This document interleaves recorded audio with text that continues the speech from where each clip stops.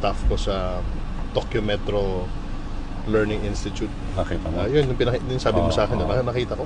Ganun ba yung dadalhin mo sa... Ganun ang dadalhin natin. Ganon. In fact, yung mga nakita mo ba yung mga simulator doon?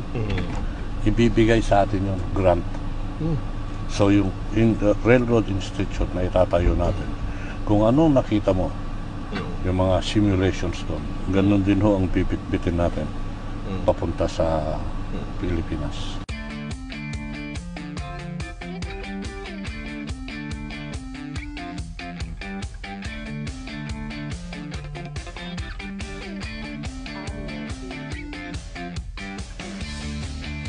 Mock-up tunnel. Yes.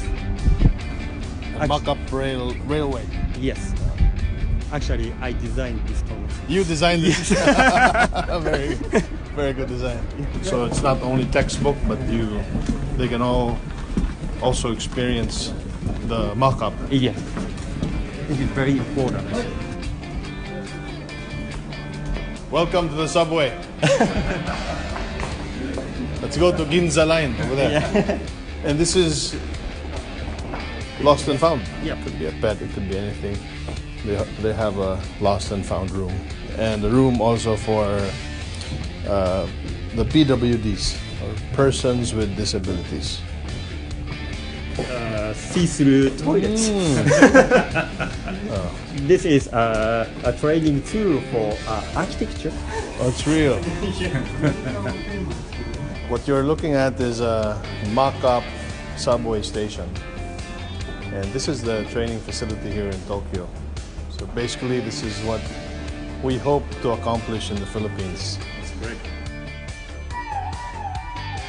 Nasa isang train simulator po tayo dito sa Learning Center sa Tokyo. At subukan ko maging piloto, maging driver ng train. Si ambassador ang conductor ko.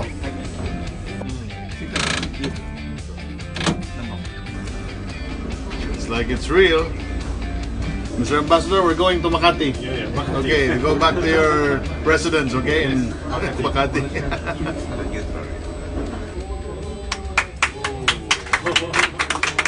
Good. Welcome to the Quezon City train station. This is very possible in the Philippines. It will happen within the Duterte administration, sabi ni Secretary Togade. And the Japanese government is helping us. They are the ones spearheading the training and also the construction of the subway or the metro in the Philippines. The first one will be in Metro Manila. Nabanggit mo na from 77 kilometers of railway. Katapusan, gusto natin kung mangyari dyan, matutumbok natin yung 1,900 kilometers. 1,900 kilometers. Napaka... Yung Mindanao ho, 600.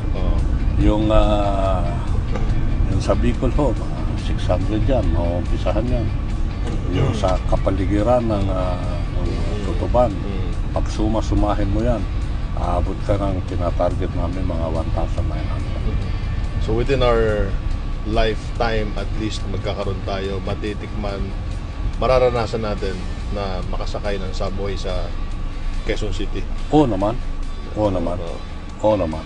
Yun ho, hangarin ho ng Pangulo at bibigyan katuparan natin yung hangarin ng Pangulo.